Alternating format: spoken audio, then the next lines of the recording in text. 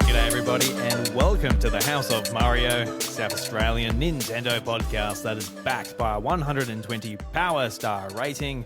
I'm your host Drew Agnew and the doors to episode 303 are open. This week on the show we're going to be going through a brand new renovation here at the House of Mario. Josh has his own floor and I'm keen to talk about Nintendo financials over there. Big milestones, all of that stuff. Josh is excited about it, so let's talk about it. Josh, JT, how you going, mate? Drew, very well, mate. Hello, listeners. Hello, everyone. It's House of Mario is pretty big, but I feel like there's a few undiscovered rooms. We just randomly found one, didn't we? This trading floor to talk about Nintendo financials that have just come out. So, I like the numbers. So, buckle in, everyone, if you like them. Join us for the ride. If not, there's other stuff we'll talk about later. So just skip to that. Yeah, I guess we should sort of explain it a bit. You sent me a message basically asking for, the paperwork for the council, just approval, just if we can expand the House of Mario just a little bit as far as the rooms go. And you're a big numbers man. It's what you do for your day job. And it tickles your fancy a little bit, diving into what all these financials mean. So I guess maybe just go over, what the room's called and what you want to do with it. Yeah, so I'm thinking the Josh's trading floor or the Nintendo trading floor. Because I work at a bank and I'm in spreadsheets all day, every day, doing the formulas, reading, analyzing things. My role's pseudo-analyst kind of in a way. And so whenever I look at the Nintendo financials every 3 months, I'm all over it, reading it, digesting it, having fun. And a particular interest to me is the Switch sales and how that cumulative total is fast approaching the PS2. So let's call it a segment. We haven't got a sound or anything like that, but it's Josh's trading floor, Nintendo trading floor, one of those names. Make it personal. Call it Josh's. Josh's, yep, done. Josh's trading floor. Got a whole section in the House of Mario just for that. So I've done it before. If you've listened to the show, I've been on for about a year now. Every quarter, I've just gone over the numbers as well. So it's just really renaming that. Yeah, just fancy it up a little bit, Yeah. Putting curtains over just like a white wall. Yeah. Lick of a paint, it's the same thing. We're just presenting it in a nicer way. And, that's something. That's got to count for something. Yeah, it's got to count for something, Definitely. Yeah. No, when you're walking around the House of Mario, you're just finding all these basements, these, hidden paintings that you can jump into, take you to different worlds. That's the good thing about it here. It's just that the opportunities are limitless. It's just about our imagination. And where our imagination has taken us is talking about financials from a multi-billion-dollar corporation. Hey? How could you be any more creative than that? Hey, and we want to hear feedback. If you don't like it, listeners, let us know. Or if you do like it, please let us know, definitely, for sure. It's only ever 3 months or so, I guess. Yeah. I don't know. I kind of look at these, and we've talked about it before, but Nintendo, performs very well as of late with the Switch. Still making money. Sales are slowing down, obviously, but they're in a pretty good spot compared to, other console makers and the like. So just an interesting time for Nintendo for sure. Yeah, and who knows where it's going to go in the future, but the numbers are big, aren't they? Just wow. But, yeah, I mean... Yeah. Do you want to jump into it now, or do you want to talk about what we've been playing? Yeah, why not? Why not? So, it finally got to 150 million. That was a big thing for me, and I think everyone else. The Switch lifetime sales. So, just shy of the DS still, but to hit to 150, only the DS and the PS2 have done it before the Switch now. They nearly sold 5 million units over the quarter for Christmas, which is pretty decent, but pretty low. That whole trajectory of year on year, it's flattening. It's definitely flattening, and the hype I feel around the Switch is still there, but very much dying off. And so I think hardware sales dropped 30% year on year. 2024 was pretty. The end of that year was definitely quieter, or 2024 was quieter than 2023 in terms of software as well. So I'll share my screen and show that. Let's update the chart. The chart's my favorite one. So let's get that going. Because I've said, Drew, I've been pretty adamant they're going to beat the PS2.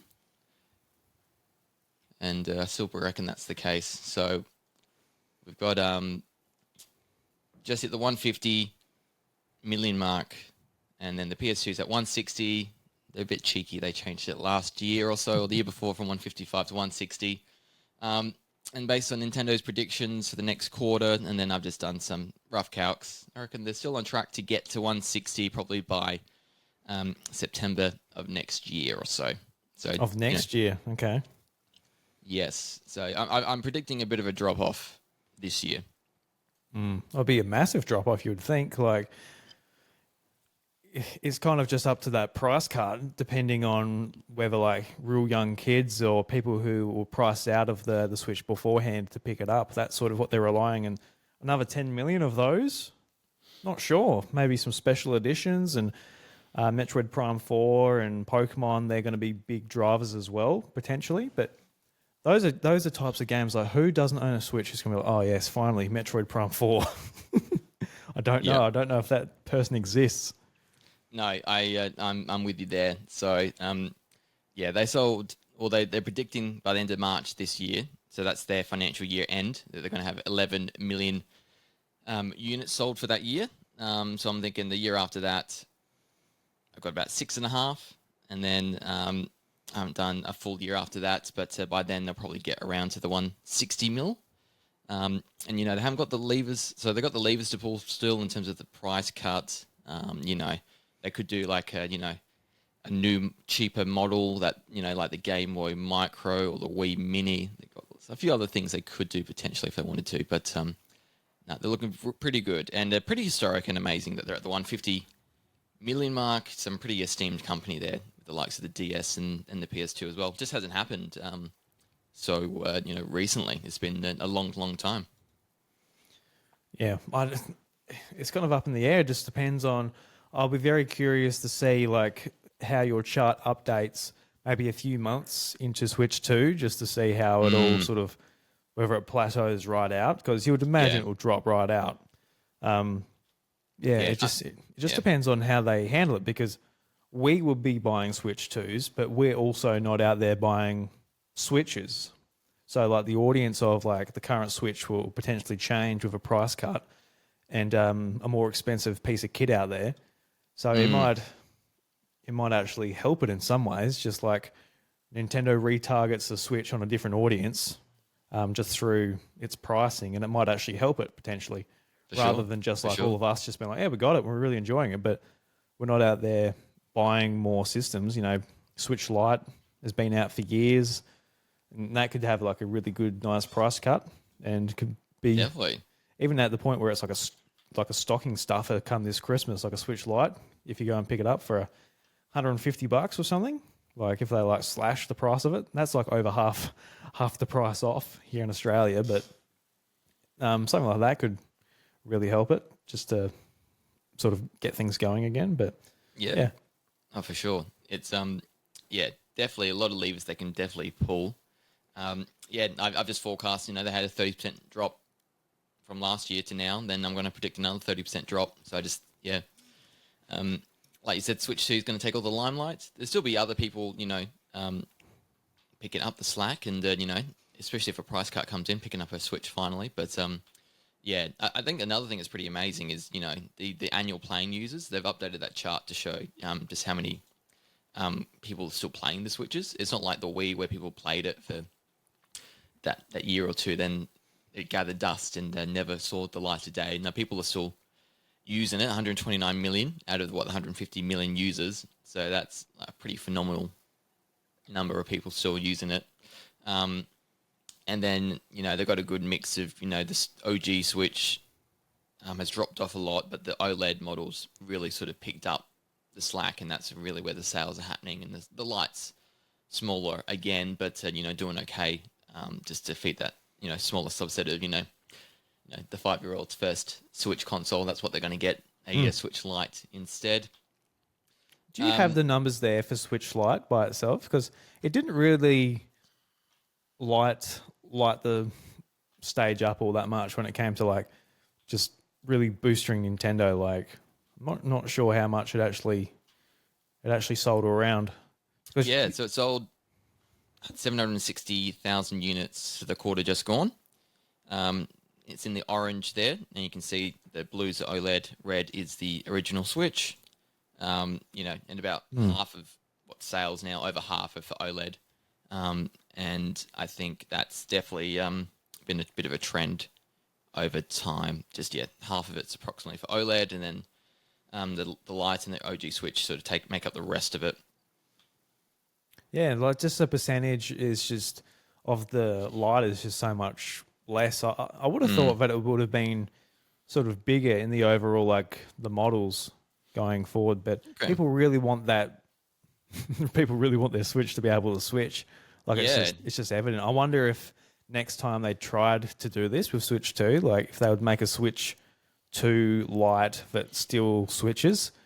I don't know if they would be happy with that, or they'd want to they want to push people to the more expensive one. I'm not sure exactly what they're sort of aiming for, but yeah, it is interesting that it doesn't really do as well as you might think. Because I remember when they first announced it, like, oh my god, they're making a cheaper, smaller one, and it's actually like targeting people who want like a true handheld, and it's cheaper, and that's when the kids can get involved. But don't know, it doesn't seem to be sort of doing that as much. Even like with some of the kids I know, I don't know too many kids with Switch Lites. They've all got like their OG Switch or whatever have you.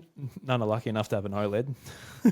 Yes, yeah. But yeah, they're not as common as I would have thought. Like all these years later. Yeah, I really do think they're definitely for the kids, and I think for parents who do their research, like okay, it's just a handheld, they can't play it on the TV. I think that's an important thing for some parents, that they can just play on their own screen, keep themselves entertained. They don't have to, once they want to start playing on the TV, they probably never want to stop really. So that's the whole maybe idea of that. But yeah, I think it plays a part, but yeah, it just doesn't tell the whole story, does it? I just think it adds, a bit more access to those younger players. Yeah, I wonder if Nintendo sort of knew that, like people would be like just from their data, because they have like the exact breakdown of who plays where and how and everything. I wonder if they would have seen like the data and be like, look, this isn't going to be amazing, but it will help us break into that younger demographic from like real young kids to even like 5 to 10-year-olds, like as an example. Yeah. Like dad's got the OLED and like the kids have the light. And honestly, if my son was a little bit older, that's exactly what I would do. Like, obviously, I wouldn't be like, "Oh, here's your OLED son with the Joy Cons that can like snap off and all of this type of thing." Yep, no, that's it. So that's pretty interesting. But yeah, I think 3. They also have a different purpose, don't they? Each console. So it's good to see that still selling at least. But this other one here, it's a software. This is where the real drop is. This is first party software sell through. Oh my god. So this year was very low, and FY21 that's like the pandemic years when they started, and obviously big difference compared to the start of the Switch to now. But this is on par with like early first 2 years of Switch here, in terms of software sales. So just for the audio listeners, how much of a drop off is that? Does it really say? I'd say it's like, compared to last year, it's about 60% of that. So probably about a 40% drop, excuse me, from the last few years. FY21 to 24 has been pretty consistent. And then FY25, which is the year we're currently in till end of March, has dropped off a lot. But, we talked about what happened in the last 12 months. There hasn't been a lot of big games. You can see, to the right, the biggest one was Super Mario Party Jamboree. And then Echoes of Wisdom at 3.4 million. And then Mario and Luigi, not huge, but 1.4 million there. No Tears of the Kingdom selling 20 million units or anything like that to prop up the first party numbers here. So, a bit of a reflection of, there was no big, huge title last year, but also I think that the overall slowing down is pretty pronounced now.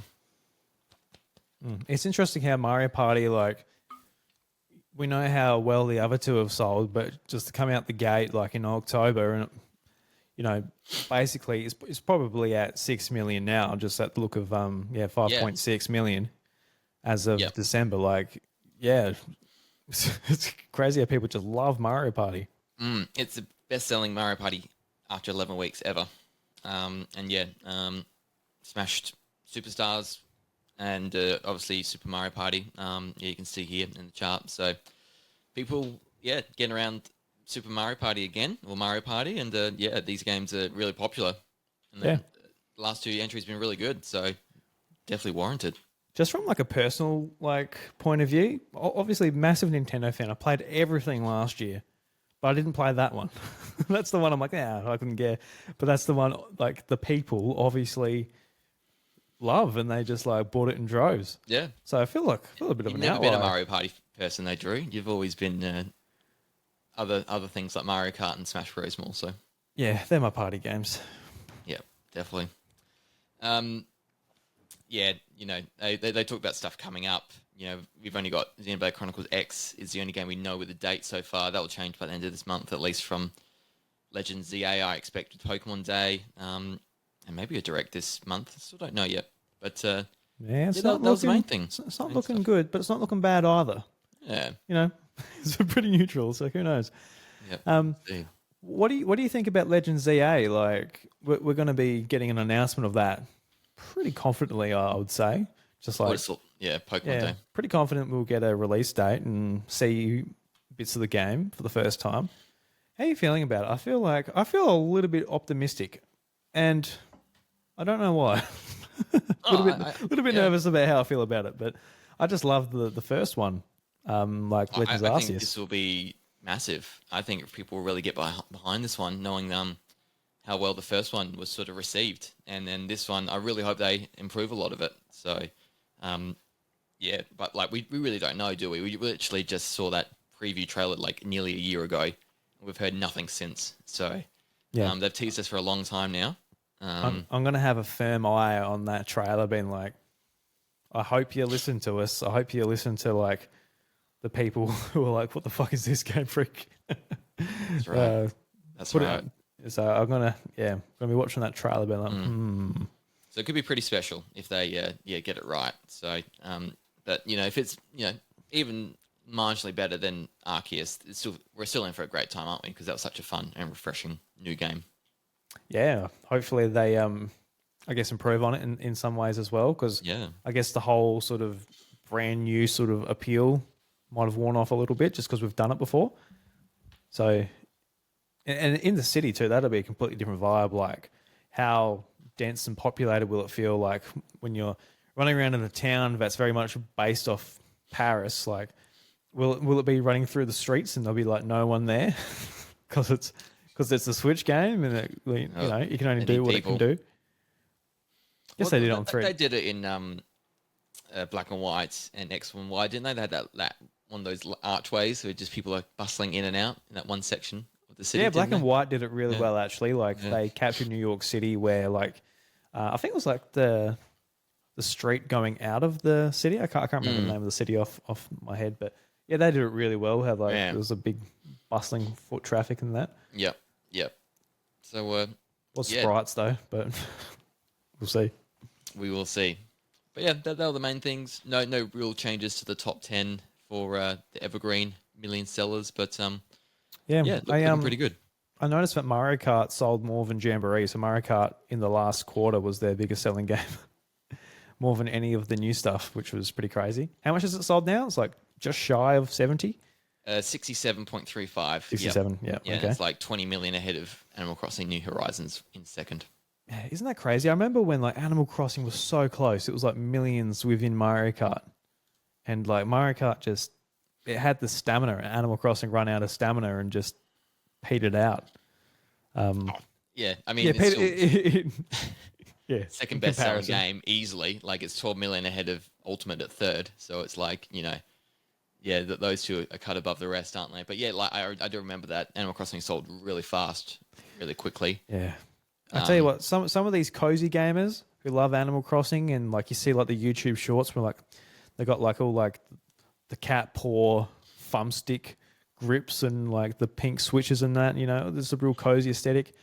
They got to go. They got to beef up those Smash Ultimate numbers. They got to go in there and just bash up the Villager or something. You know, Villager's in the game. Go and beef up the numbers of Smash Bros. Get it closer. Same, Drew. It's just not as relaxing. But yeah, cozy gaming is huge. Seen a lot of people. I find Smash pretty relaxing. I'll go in there and It's definitely not. I'll put on a aquatic ambience from Donkey Kong Country 2, and I'll make it the song, the DK level. I'll chill out. Yep. I could do that, but I never do. Good for you, yeah. Anyway, at least. Yeah, good for me. Yeah, that's right. But yeah, they were the numbers. Yeah, it's definitely time. It's I think Nintendo squeezed a good year out of the Switch this year, and I think now is definitely the time for them to launch their new console. Oh Christ, it was time years ago, but yep, it's time. You're right. I think this first quarter, if they copied what they did with the OG Switch, have it in March, I think that would have been more ideal. But yes, if we get in May or June, that's not too far off. Yep, still waiting. April. It's just as far away as it was last 50 week. days or so, as at the time of recording. So, it's nearly been a month since the OG reveal. Since the reveal in mid-January. It's not far. Yep. Not far. Not far. But, yeah. Just think about how much time, man. I'm like, I'm so excited, and it's like April. I still hate that so much. I'm still reeling from that. You gotta be kidding me. I thought it was Feb the 4th, and then yeah. I don't like that. No, but yeah. I'm sick of thinking ahead, Josh. What have we been playing? Do you want to go first? Yeah, I'll go first. What have I played? Not much. I didn't play the game I was meant to. I apologise to Josh beforehand, but I think I'm trying to think back. I think I haven't really played much. Well, what I've been doing this week, it was my son's 3rd birthday on the weekend, so a lot of sort of getting ready for that. Just doing a lot of not housework, but yard work that had to catch up on over the since I've been doing shearing. Haven't really been doing much yard work while I was doing that type of work. So yeah, caught up on that, and I was just kind of wrecked at night time. So spent a lot of time just getting to bed, watching YouTube, which isn't always the the best thing either. But I was playing, actually, the last game I remember like really sort of getting into. I was playing Pokemon Pinball, Ruby and Sapphire on my Steam Deck. Nice. And I set up the rewind and fast forward feature just to use like the back buttons on the Steam Deck.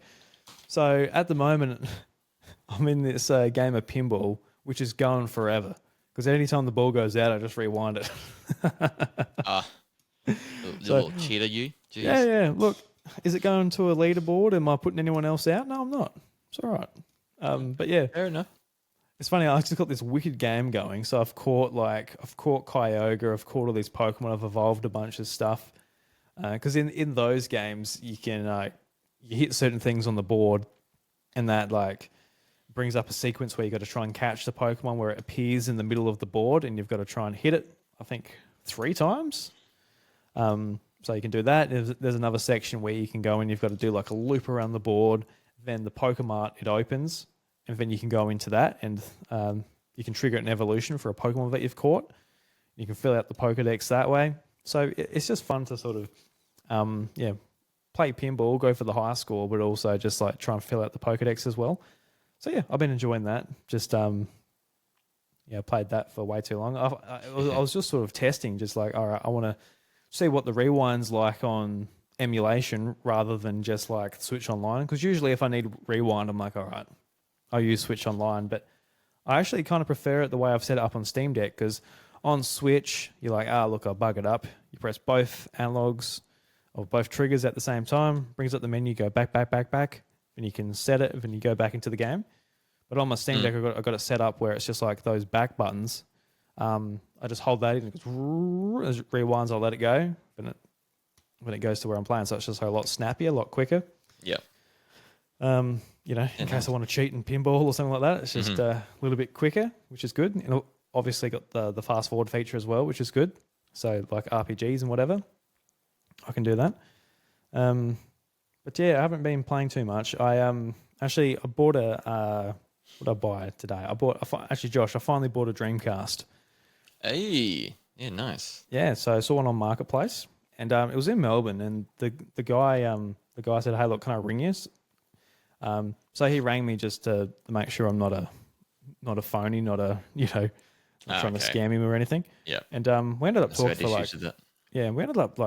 talking for like 20 minutes, just talking about Dreamcast and stuff. And he's like, "I've got like 40 of them over the years." Like he's just like a massive retro gamer, loves the Dreamcast, and he was sort of talking to me about like, all of the games and his favorite games and things like that, and the Dreamcast scene and all that. It's pretty cool. It's pretty cool. Nice. You got a good price? Yeah, not too bad. Was it like what price? It was $400 at the Adelaide Toy Convention, wasn't it?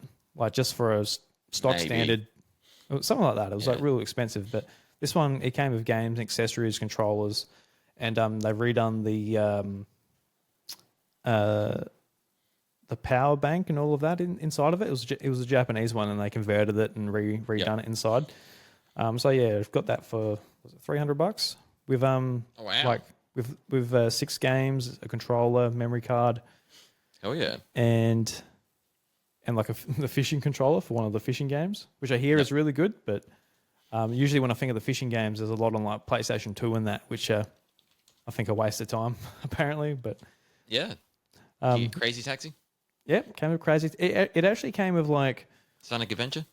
It didn't come with Sonic Adventure, but it did come with like some of the games that I'm like the staples that I'm actually after. Like came with Marvel vs. Capcom 2, Crazy Taxi, Power Stone 2. That was like there was 3 of the ones that I really wanted. I think another one was like the Evil Dead. Was it Evil Dead that it came with? I've got to look it up. I can't quite remember. House of the Dead. House of the Dead. That's the one. Thank you. Yeah, it came with that. I can't remember the other 2 now, but yeah. So it came with a bit of stuff. Jet Set Radio. No, I don't think it did. That's one of what I'd want as well. Fantasy Star Online. Resident Evil.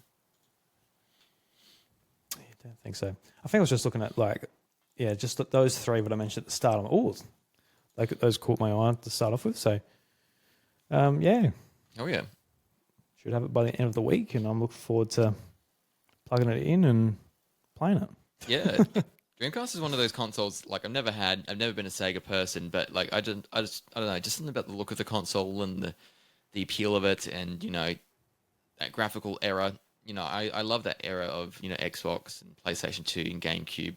I think like I look back on it really fondly, but then the Dreamcast was at the very start, but I never really knew much about it. So it's like part of that generation, but I just don't know it. So I just know there'd be some really cool fun games to experience on it that I just haven't done before. Yeah, well, I'm in the same boat. Obviously, the same age. I was, I was at the age where, like, when I found out Sonic was like Mario's rival, and it was never on Nintendo and all that. I was like, oh, really? There you go. But obviously, for people a little bit older who lived through the console wars and all that, that was a big thing when Sonic arrived on the original Xbox and GameCube and PS2. So I guess like when I was a kid, the whole thing of Sega, like I was such a big Nintendo fan. It's like, oh, well, they lost, they died. I play Sonic on here whenever I want to do it. And I never really thought about going back to the older consoles necessarily. But I think like the Dreamcast especially, it's got like, it was the same with the Sega Saturn as well. Like a lot of arcade games were perfectly ported to these consoles because they are running on like literally the same, if not very similar hardware to like what you would expect like in an arcade. So that's where like a lot of like the real cool stuff comes from. And like those sort of experiences, they don't really age necessarily either. Like they're still fun to pick up and play, especially if you got like the accessories and like, the stuff to actually make it feel different. So yeah, I'm looking forward to, diving into the library a little bit more and seeing how it goes. Because it doesn't have there's optical emulators that you can get where you can like take out the disk drive and put like an SD card reader in there, and then you can just like put all your games on an SD card reader, and it just you can put all your ROMs and stuff on there, and it just plays it natively on the hardware. A lot of people do that if the laser stops reading discs, but I think when I was talking to this seller earlier today, I think he made me feel bad if I took out the reader, because like it's so rare all these years later to have like a working laser. So if I took out a working one, I feel like I'd be just like ripping apart this relic, Yeah. protected relic.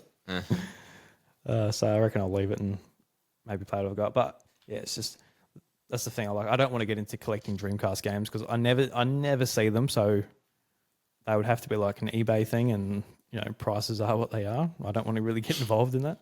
On a Dreamcast Mini, they did that for a couple of the other consoles, so I just want them to... Yeah, that would be sick. Yeah, Dreamcast Classic or something. Yeah, that'd be awesome. Same with even like a GameCube and PS2 and all that'd be really cool, but I think they'll be getting to that point where they're probably that little bit too expensive just as like stocking stuffers and all of that, but that type of console is aimed towards. I guess don't know. I guess the Super Nintendo and all that wasn't that cheap. It was like $130 or something. It wasn't like really that cheap. Just like pick it up on a whim. It's still like a thing you got to like drop a decent amount of money on. Yeah. Don't know. So I'd love to see it, but whether they do or not, just not sure. Yeah. So yeah, no, it's a problem, but here we are. I think that's the last one I need, Josh. That's the last console I need. Yep. Then you're done after that.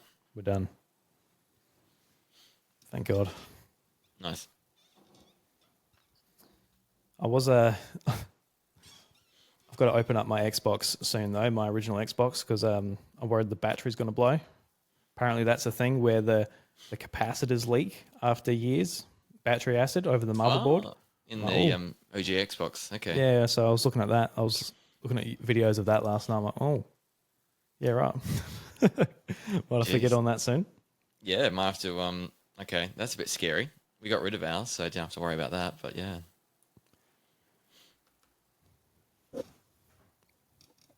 I'll just have to... Hope you're okay. Hope it's all okay. I'm sure it will be. It's just been leaking fumes like all these years. Yeah, that's right. Been sucking them up. That's why I'm so loopy. Might explain a bit, actually, yeah. Yeah. But yeah, I haven't been playing too much. I've sort of fallen off the wagon a bit, Josh. Fallen off the wagon when it comes to my games. But it happens. Life gets in the way. It's all good. This is where this comes second, and for obvious reasons. Yeah, unfortunately. That's all right. What about you, Josh? What have you been playing? Yeah, so I'm kind of juggling 3 games at the moment. So still going along with Donkey Kong Returns HD. Still kicking your ass? It is kick my ass a little. Cliff Area 6 kicked my ass a lot. Up to Factory now, and most of those levels have not been kicking my ass, but one level in particular really did the rocket one. I just couldn't... Yeah. I got through 2/3 of it, and then that last bit, I just couldn't quite do it. But I was getting so close a lot of the time, and then I was getting frustrated, and then I died in earlier spots, and it just spiraled out of like, okay, I'm just gonna skip through it, press the plus, and let the game finish it for me. And I'll let you do that, does it? Yeah, you can skip the level. It doesn't show that you completed it, but you can skip it to get to the next level in the world. So you're like, nah, fuck it. I just got to that stage where I was just like dying so much. Like I just want to. I'll get back to it eventually, but I just want to keep playing other levels in this game. So I did that. So I'm glad you can do that. Otherwise, you'd probably rage quit and never want to play the game ever again. So at least I can go back to it at a later stage. That's very good. That's helpful. But no, it's still very fun. And it's a challenging platform, but that's a good thing. And most of the time I enjoy the challenge, but in that one it was just a bit like, ugh, just can't do it. So I'll get there eventually. Yeah, those rocket levels where like you're like trying to get through like tight spots and and then you're trying to overcorrect, and then obviously once you do that, you go too far up too fast, and then you can't go down fast enough, and you stuff it. So it's yes, a bit of precise platforming, but that's what we want in the DK Country series, that's for sure. But yeah, done that. I've really been getting back into Balatro last few days, especially over the weekend. Um, I don't know, just something just clicked for me a bit more with how to manage and go through runs that I've been able to complete a lot more of the harder decks now. Because you got like about 10 standard decks and then different difficulties that sort of get harder and harder. So I've been able to get through like level 2 and 3, I suppose, of those difficulties with my strategy of getting flushes and trying to get malts. And I love my hearts, so heart flushes are where it's at. There's a few cards that really sort of complement getting lots of hearts. And so then I, don't try not to buy just random cards anymore to add to my deck. I don't get the planet cards until I can get a voucher that guarantees it will have a flush that I want, because that's my most played hand. Getting more into the negative side, getting extra Joker spaces. That's what the negatives do. And then double tags, I don't quite understand them still, so I need to read into that a bit more. I think that's the next thing to get my Balatro game up and going. But super fun, super addictive. Like, wanted to play other stuff, but then I just got into and I just want to play Balatro. And so literally that's all I've been playing for the last 3 days or so. Yeah, man, it sounds dangerous. I was talking to And it is. one of our friends, and her partner says that he's got it on his phone, and she's like, "Man, all he does, like, we went camping on the weekend, and all he does is play Balatro." I'm like, "Yeah, that's exactly why I didn't get it on the phone." I'm not getting on the phone. Yeah, my Switch is enough. Yeah, that's right. Like, yeah, can you imagine you're sitting at work in the office or something, and you just got it in your pocket? You're like, no. Do you reckon it's got you enough to where you think you'd reach into your pocket and in my lunch break I would. In my lunch break for sure. But yeah, I don't want to do that. No. I'm happy it's on my Switch. I don't bring my Switch out of the house. Leave it at that. I get enough time playing it through that. Yeah, definitely. Actually, speaking of just like Pocket, you've been playing much over the week of Pokemon TCG Pocket? I'm on it daily, so I'll wake up in the morning, open my booster, and in the evening it recharges again. So yeah, that's been a daily thing for me since the game's come out. I've got over 100 of the Space Time Smackdown cards now. I'm like 2 cards away off Genetic Apex, finishing off the tradable cards you can get in that before I need to get the full arts and the very rare ones. I got a crowned Dialga the other day. That was really cool. Oh. The really gold one. Wow. Yeah. Yeah. And then did a couple of trades with Michaela. So that was good. Yeah, I've still got that Articuno to go in the first set. Yeah. Probably never see it. I don't pull from that. Well, have you used your anymore. points yet from opening packs to redeem cards? Because you could do that. Yeah, I sort of Takes really, ages, but yeah, you I sort could. of really wanted to get. Was I missing the Charizard gold card, like the most expensive card? But yeah, I don't think I'll.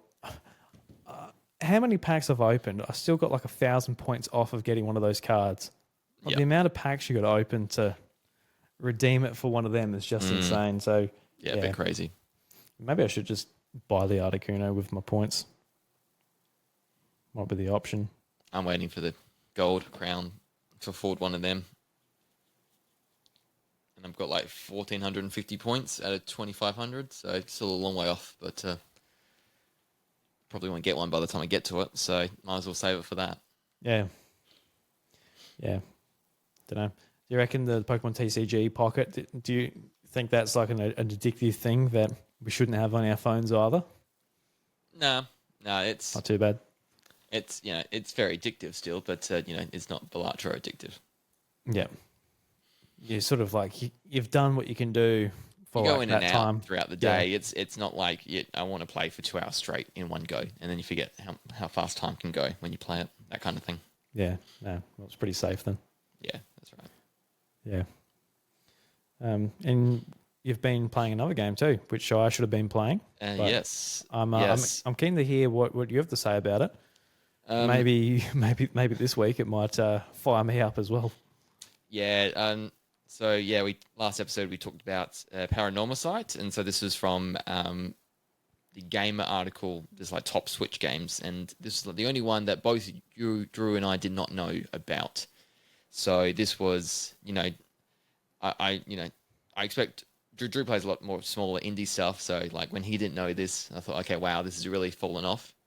Like, this must be a really quiet game. But then we're like, it's Square Enix. And then I've read into it, and apparently this game wasn't marketed at all. They just, it's just a little thing they released on like PC, Switch, and mobile. Didn't even go to PlayStation or Xbox at all.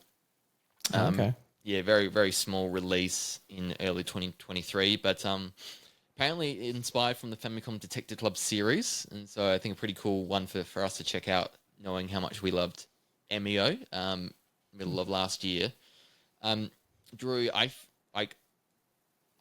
this is definitely a cool immersive experience that I got like Metal Gear Solid vibes in terms of the interactivity and how you solve some of the puzzles, and so it plays to the paranormal.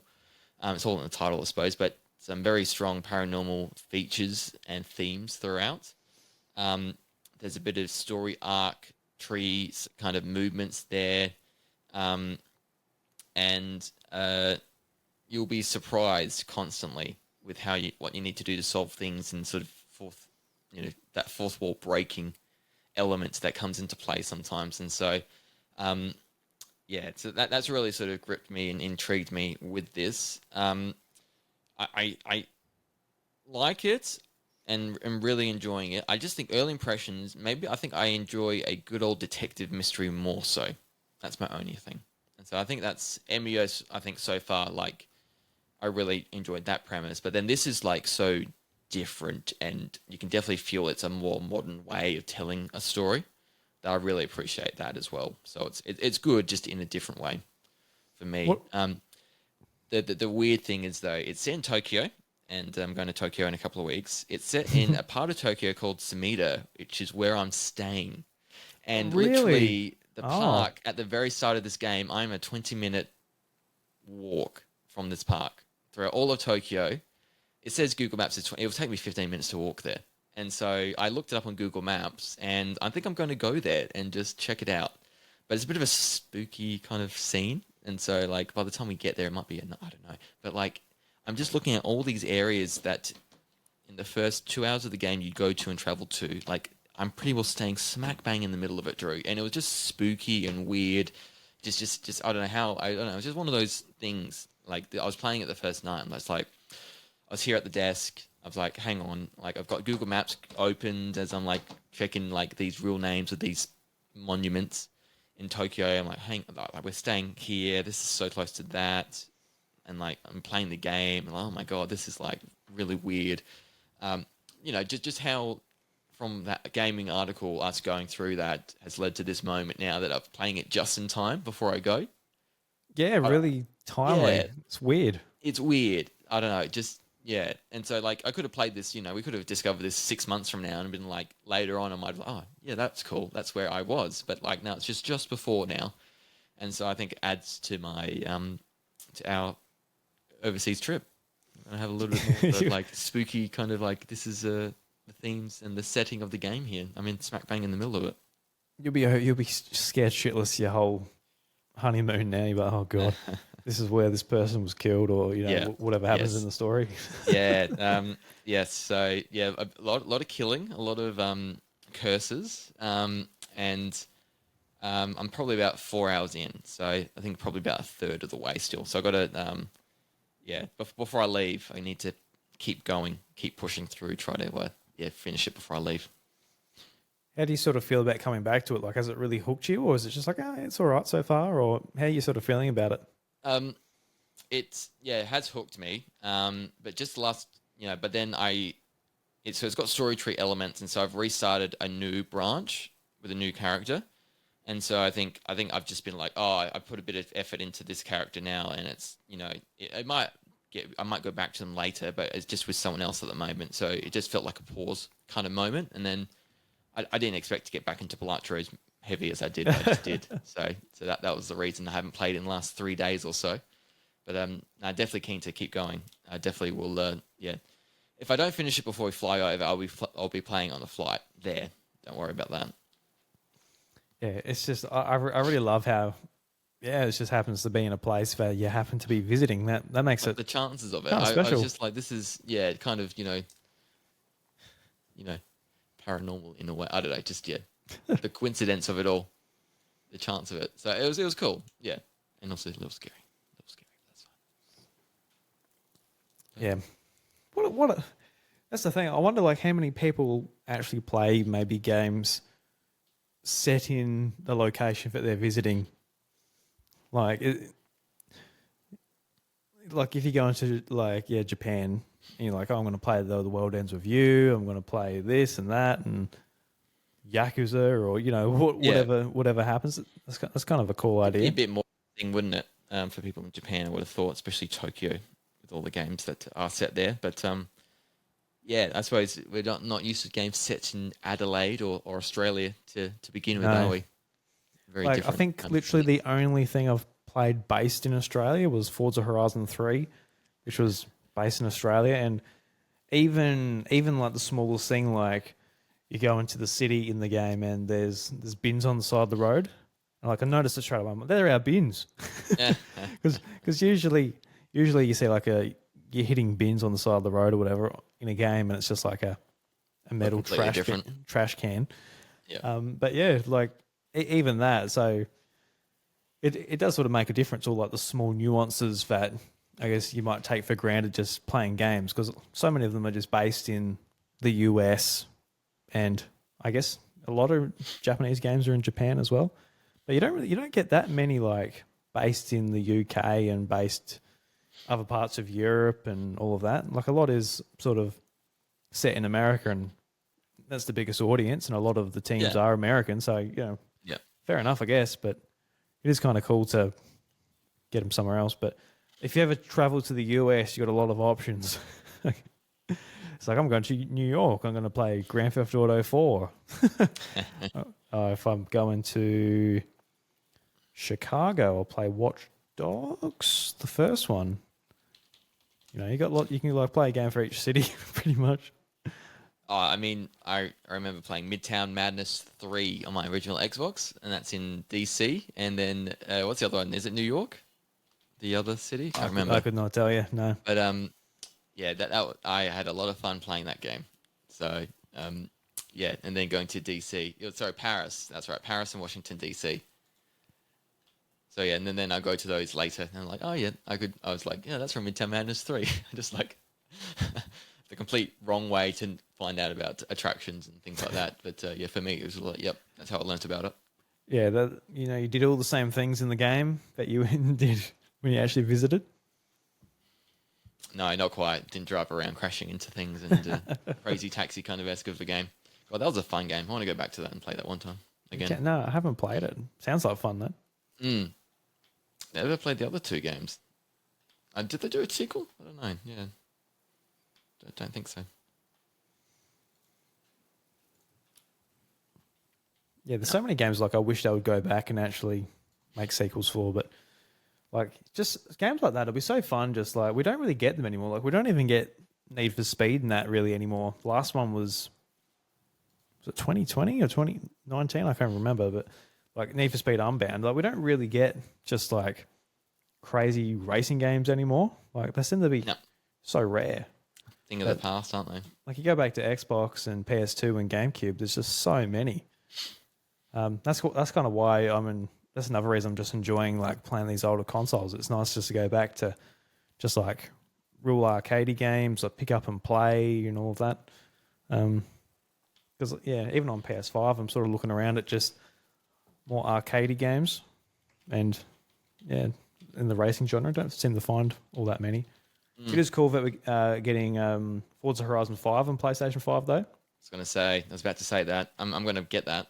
If it comes to Switch 2, man, I'll be all over that. Yes, I agree. So, but like Switch, these digital triggers are going to destroy that game. It's not going to be good to play because you won't be able to do your acceleration on it. Yeah. It's just on or off. So I I don't know. might stick to bloody PlayStation then. Yeah, because for the most part, like on Switch, you don't really run into that because you're playing Mario Kart, you're playing maybe some indie racing game or something, but you're not actually playing like a full-on like racing game necessarily. But I think that's super important for Forza Horizon, like to be able to, like you come to a corner and like you go off the gas a little bit, you go around the corner and you slowly accelerate as you're coming off the corner. To not have that, you'd just be like tapping it. And I don't know. I don't see that being all that good. It's a little bit. It's a bit like the Trials game. You know those 2D motorbike games. Mm.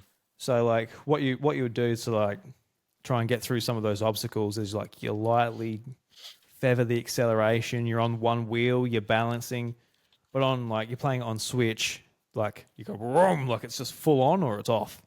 And I think they had some way of using like one of the analog sticks, like you're holding the button, you use one of the analog sticks to do the acceleration, so you can just like lightly feather it. But yeah, that's something that I hope Switch 2 addresses, because yeah, if they want to have racing games, I feel like they need to have analog triggers. Well, hopefully the controller, the new one, does it. Hopefully. It's a simple thing. I hope they have it. But so but apart from that, like Horizon 5 on Switch 2 would be amazing. Like it's having that just in your pocket would be cool. I mean, I've already played it on like the Asus ROG Ally, so I know what it's like having it on a portable. It's nice. Yep, it would be a bit. Yeah, that's cool. Yep. And, it's good that like you'll get the chance to play it as well. Yeah, since you don't have an Xbox. Oh, I mean, it's been and that's the exciting thing. These new games that could possibly come out now because of us, getting a more powerful Switch console in the Switch 2. Do you have like a bit of a wish list, like the games that they'll pop up at the Direct where you're like, oh yes, it's on Switch. I'm really keen to play it now. Do you have like a bit of a wish list of what that is, or do you just want to? Yep. Definitely Forza. If they did Indiana Jones and the Great Circle, Resident Evil 4 remake, love to give that a proper go. They're the main things. What else on Xbox could we really get? Halo would be great. But I think that's the main stuff. I'm just keen to see what they can do. And COD will be interesting. I'm not that particularly interested in it, but just be like fascinated to know how it comes to Switch 2 and how that works. Because so much can go wrong with that. But we'll see. Yeah, I reckon I'll definitely probably pick up Call of Duty this year on Switch 2. Just just the novelty of having it on Nintendo for the first time in for sure a decade. That's right, in a decade. Yeah, Black Ops 2. I really enjoyed that on Wii U. It was a lot of fun. Yeah. Using like the bottom, they used the bottom screen as the map and everything. Yeah. And it sounds like a good idea until you're playing a real fast Twitch-based shooter, and like you've got to like glance your eyes completely off the screen. Yeah. Look down. So it's kind of defeating the object of having like a real quick map just to quickly locate like somebody who's just fired a gun, and you see them. Usually, you just see him in the top left corner or something like that. You're like, oh, look, there's somebody around the corner. I'll be careful and I'll sneak up on them. But on the Wii U, like you got this nice big map, but it's like, oh, let me just look down at it, and you look back up and you're like, got the kill cam. It's like, oh, somebody got me. But yeah, I had a lot of fun playing it on Wii U. So it'd be cool to have it on Switch. Take up your whole hard drive, I dare say. I won't. Yeah, that's right. Yep. I won't like that, but we'll see what they can do. Yeah, you'll be like playing esports Call of Duty and everything. Now that it's on Nintendo, you'll be back. Yeah, maybe. I doubt it. Very doubt it. No. There's lots of possibilities that be playing, but at the moment we're just sort of sitting back, Waiting. What are we waiting for? Is it Xenoblade Chronicles now? Wario Land 4 this Friday. Wario Land 4. That's what we're waiting for. Oh wait, that's a great game. NSO, Yeah. GBA. I just can't believe how few games, Game Boy Advance games, are on the service after like 2 years. I'm like, Christ, they're trickling through, man. They're trickling. They're really trickling. Like they've like just turned the tap on. It's just a drip every 2 months. That's how streaming works. Also, that's how subscriptions work, Drew. They can't give it to you all at once. That's right. You know, they give you Wario Land, and you'll be playing that for 2 months. Then they'll do like another game. You'll be playing that for no. Controversial opinion here, but I don't mind how they trickle it. I don't know. It just makes every time they do one more special, and I think I check them out more so because of that. Look, I agree with you, but it definitely makes it feel more special. But at the same time, when was the last Game Boy Advance game that came out to the service? Like Before, I feel like before Wario Land 4. Yeah, it feels like a long time ago. Like if it was one a month. Was it the Starfy games? No, that's what I mean. That was a long time ago. But yeah, I don't mind one of each platform a month. So they do a drop, 164 game, one Game Boy Advance game, you know, one Game Boy game, but they do it just seems to be randomly. They pick a platform and they add games to it. And it just happens that say Game Boy Advance and Nintendo 64, there's such big gaps in between when there are so many Game Boy Advance games to come out to it. F-Zero Climax and GP Legend. When did that come out? October. So yeah, it had been a while. Yeah, November, December. That's what I mean. January, like, why? 4 months. Yeah, that's a bit of a So that's what I'm saying, Josh. Like, do the drip feed, one a month, but I've got a reaction to that Nintendo Direct popping off for Game Boy Advance games. I'm like, yes, finally. But I did not sign up for I'm going to play F-Zero in October, and 4 months later, I can't wait for Wario Land 4. That's not. Yeah. Oh. So no, I'm not happy with that cadence whatsoever. I mean, if you've been happily, playing F-Zero on the service, that was so much fun. That's 4 months worth of subscription fees. No, definitely not for that. Definitely not for that. I hadn't realized it'd been 4 months. Yeah, that is a bit of a gap. Bit of a gap. Like the Nintendo 64, it doesn't even have Smash Brothers on it yet. Oh, I'm very much waiting for them to do Smash Bros. Yeah. Yes. OG. Yes. Like, it's not like I'm going to sit there and play it forever. I'll probably jump into it with the Nintendo 64 controller I got, like the NSO version. I'll probably play it for like a couple of hours or something. But yeah, I don't know. I find it a little bit frustrating. That's why I sort of bit the bullet, and I'm just like, I just got like all the games on Steam Deck, and I just play them there. I got all the Bratz games. Yeah. I got it all, Josh. We didn't get a lot of Nintendo 64 last year. We got Blast Core, Extreme G, Iggy's Wrecking Balls, Banjo Tooie, and then that was it. And then this year we've had Ridge Racer 64. Yeah. See, don't you feel that's a little bit ridiculous? Like, that's a little low. So yeah, especially when you're paying extra for the expansion pass. What you get with the expansion pass is Nintendo 64 and Game Boy Advance. And for that to be their release cadence for those two isn't very good. Like, I'm glad that the systems are there. I was excited when they announced them, but to have a lot of games missing from those systems to have available, and they do it so infrequently, it's just, I don't know, it's frustrating.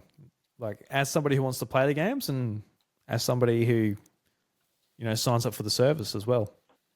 Yeah, and I suppose, you got to, when there has been gaps in those, I think there's been, the OG Game Boy, the Super Nintendo, the NES have sort of maybe picked up a little bit in between.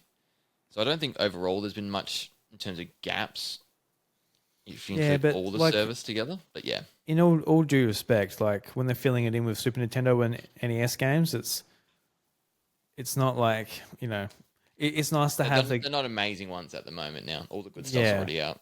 Like it's good to have them there, but they do not fill the place of like a Smash Bros for 64 or a monthly Game Boy Advance drop or anything like that. Like it's just it doesn't suffice. It's good to have them there. Yeah. They're a good bonus on top of the other stuff, but they need to get in the better catered. So like I feel like they can do the drops, but it just needs to.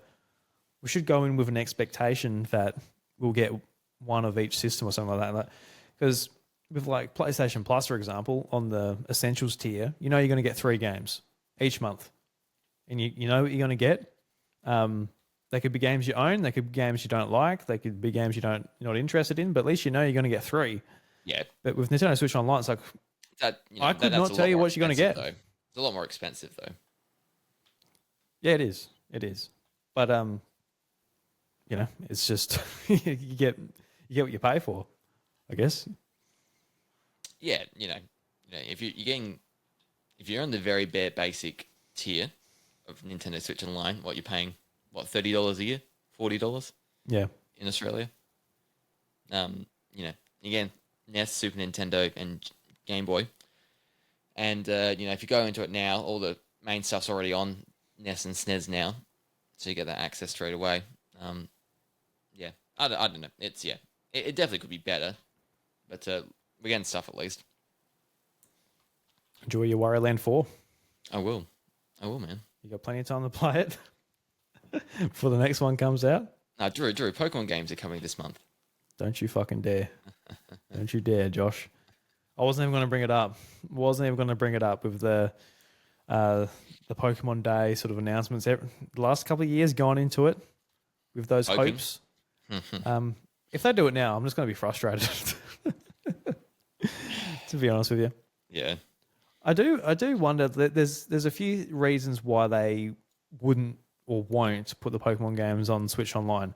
I think the biggest reason is that they don't want people using save states and rewinds in Pokemon games. So having those ROMs injected into that app, I don't think the Pokemon company will be all that happy about that. Yeah, because in the Virtual Console versions on 3DS, you couldn't do save states or anything. They stripped those features out of those apps on 3DS. So I don't think they're really wanting to have their games included there.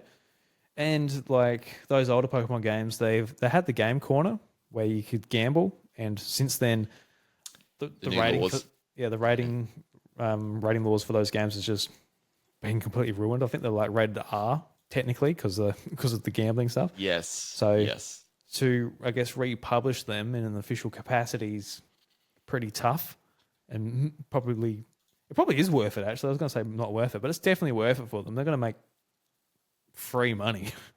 They could make changes to it, I'm sure. But whether they want to,